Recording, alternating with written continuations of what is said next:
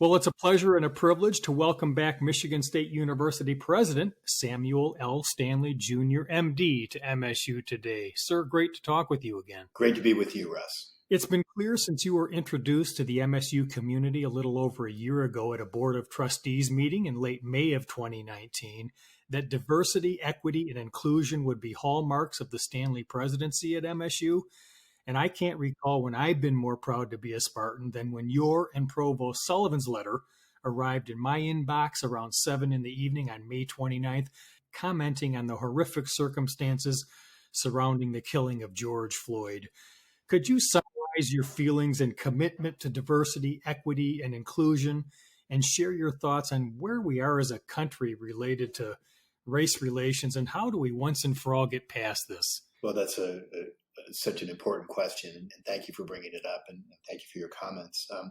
We're really living during a time of profound hurt, frustration, and for many, a sense of deep disappointment and really despair at the state of what's happening with Black Americans in our country. The most recent, of course, being the inescapable images of George Floyd dying while a police officer knelt on his neck. And then you think about Breonna Taylor and Ahmaud Arbery. And again, there's this feeling of siege. And if you put this all in the backdrop of the devastation that the Black community and communities of color across the country have experienced from COVID-19, the extraordinary job loss and unemployment, and then the deaths, we're still at a stage where in Michigan, about 14% of our population is Black, and yet they constitute 40% of the deaths from COVID-19. So with all these things happening, our challenges with systemic racism have never been more important to deal with. And I think, as you said, when I came to MSU, one of my goals was to work to build an inclusive environment at Michigan State University, one that recognizes and respects all people with backgrounds and experiences. And we've tried to, not just say it, but work on it. So we've been, of course, doing the work of a strategic plan for diversity, equity, and inclusion, one that focuses on actions and implementable plans to make a difference, harnessing all the programs that are going on across campus and bringing them together in ways that have metrics that will allow us to be more effective in the resources we devote to this. We've talked about ways to improve our recruitment of students, and particularly to change the success of students, to bring all of our students higher, but to narrow gaps between Black and white students, Hispanic and white students, and graduation rates. Again, this is something we think is important to do as an institution. And then the appointment of a chief diversity officer who reports directly to the vice president, who's responsible for implementing the plan in diversity, equity, and inclusion. And again, convening people around the country in ways around the campus rather, in ways to make things better. And then as an institution, our ability to reach out and do extension. So I look at the work we've done in Flint, where there's tremendous economic disparities, and I look at opportunities to expand that effort and do it on a broader base. Again, taking our efforts in extension and making them focus on issues that are important in disparities, particularly health. So all these things are incredibly important. And again, it's such a difficult time for our country, but we need healing. We need people to come together, and we need to have real plans for what we're going to do to address the problem of racism and the consequences for it for so many people in our nation. Yes, and little did we know, sir, also when you became president, that your infectious disease background would come in so handy with the pandemic arriving. Can you talk a bit about your background in this area and how it has informed many of your decisions? So this was really a large part of the work I did in my career as a faculty member and a biomedical researcher. And I think the focus was really on emerging infections and how one prepares for them and how one can develop ways to develop better immune responses that help protect people from disease. So as I looked and recognized that a new coronavirus outbreak was taking place in China, I immediately began to pay attention and follow. But I thought it would behave the way the previous episodes had, the SARS-CoV virus that came in the early 2000s, and then the Mideast respiratory syndrome virus, MERS, which is related to SARS, but a little different, which has caused some devastating, low numbers of cases, but devastating epidemics in the Mideast region primarily, but also in Korea, with death rates around 34%. So these are two severe diseases, but both of them were controlled by public health measures, isolation and tracing of contacts, and led to ending of epidemics. That didn't take place, obviously, with SARS coronavirus 2, the COVID-19 virus, as we call it, which spread rapidly from China around the world and now has really devastated the U.S. We are the largest site of the epidemic, the most number of cases, the highest numbers of deaths, and the most economic impact from this virus of any country on earth. So we have a lot of work to do on this. I think the state has done some good work. Michigan has done some good work in terms of reducing the number of cases, of getting us to a point where we safely can look at reopening and going away from full shutdown, lockdown orders. That's a good place to be, but there's still much to be done. And I think there's a lot of work, obviously, to be done on the research side. So at Michigan State, we've been doing work on developing better diagnostics. We're doing some work in therapy, particularly on the role of immune therapy. So taking antibodies from people who've had disease and transferring their serum to people who are experiencing disease currently with the goal of trying to protect them. All of this kind of work is going on.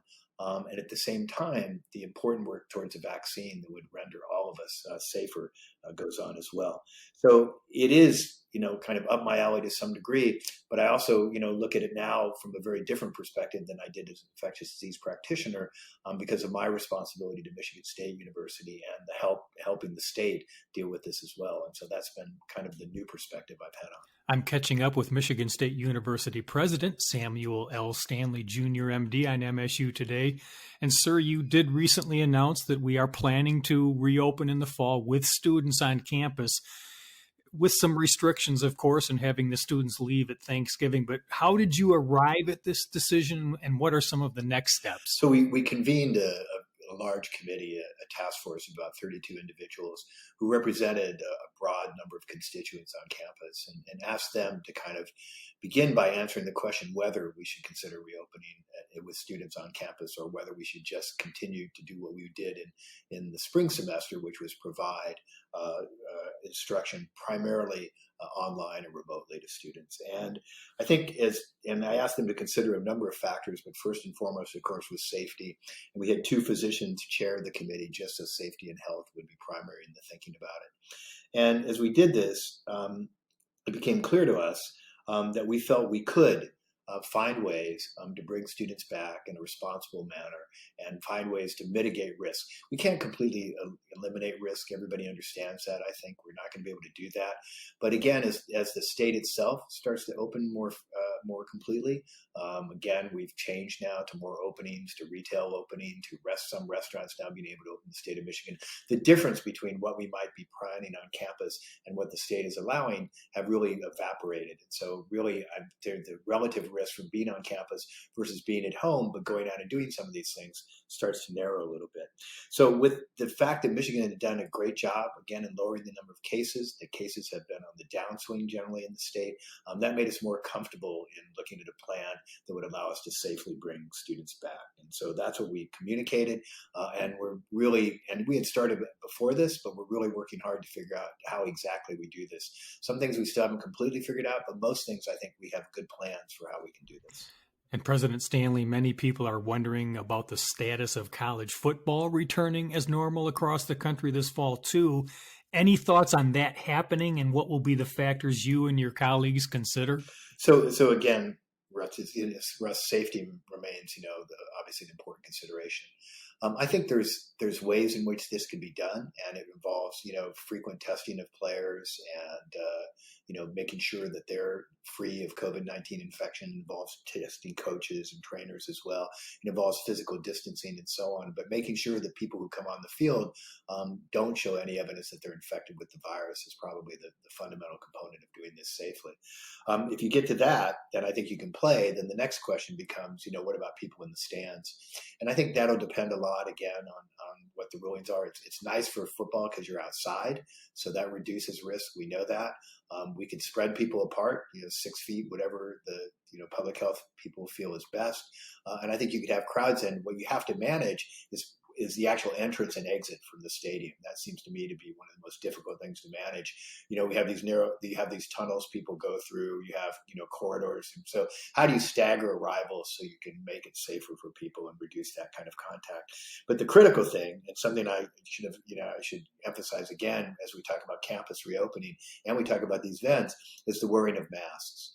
That's something that we weren't so clear on in March, at least the CDC wasn't, how effective masks were. We now know they're pretty effective. So if you look at what we would be looking to do, having individuals who are coming to these events, having individuals who are coming back to campus, our expectation will be those people will be wearing masks. We think that goes a long way. The physical distancing of 6 feet goes a long way, but the mask wearing particularly goes a long way to reducing risk, and those would have to be part of what we did. So maybe we could put 20% of our normal fans in the stadium. Maybe it's a lower number. Again, the state will have some say in this, and public health might have some input in this. But I would love to see football. I would love to see having some people in the stands as we approach the fall. And how concerned are you, sir, about the second wave that Dr. Fauci has almost guaranteed is coming, and how that might impact the winter semester or spring semester coming up in 2021, maybe the men's college basketball season? Or is that just too far away right now? Russ, you're absolutely right to ask those questions, and I think there is certainly a possibility, as you talked about earlier when we talked about opening. That's why we made the decision to end in-person classes at Thanksgiving. One, because of probably there will be influenza in the community at the same time, so we wanted to take away that added burden of disease potentially for people to reduce the risk of that. And at the same time, it was about the possibility of a second wave, because people have predicted that December could be the time for another wave of COVID-19, even after the work we've done. So for those reasons, that's why we changed it. I think it's a little too soon to think about basketball again. I think you could find ways to have the teams play safely. I'm not sure how easy it would be to have spectators. But my hope is the same things we learned from football and hopefully are successful with, we can apply to basketball going forward as well. But we have to be prepared for anything. And we are prepared at any time to, as we did last semester, to move to purely online remote classes if we need to. So we would do that if we had to. Well, President Stanley, really appreciate this update today.